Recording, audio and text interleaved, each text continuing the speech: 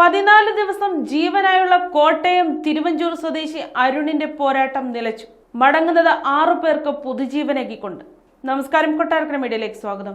മസ്തിഷ്കാഘാതത്തെ തുടർന്ന് ചികിത്സയിലിരുന്ന Thiruvananthapuram Vazhuthacaud branch Yes Bank മാനേജരും കോട്ടയം തിരുവഞ്ചൂർ പുത്തേട്ടിൽ രോഹിണി വീട്ടിൽ അരുൺ ജെ ബ്രെയിൻ ഡെത്ത് സ്ഥിരീകരിച്ചതിനെ തുടർന്ന് വിടവാങ്ങിയത് 6 പേർക്ക് പുതുജീവനേകിക്കൊണ്ട്.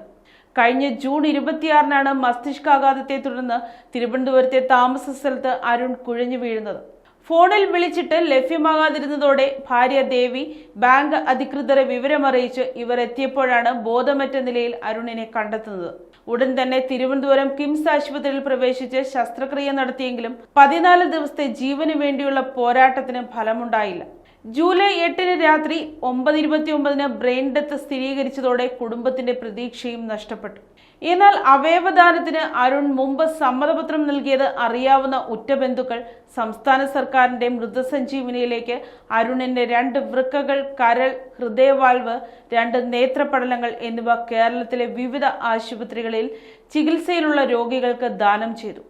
രാത്രി ആരംഭിച്ച അവയവദാന ശസ്ത്രക്രിയ പുലർച്ചെ വരെ നീണ്ടു.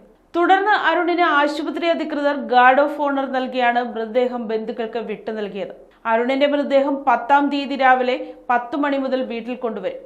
പിതാവ് ജനാർദ്ദനൻ നായർ, മാതാവ് രാധ, ഭാര്യ എസ് ദേവി പ്രസാദ്, മക്കൾ ആദിത്യ നായർ, നിതാര നായർ.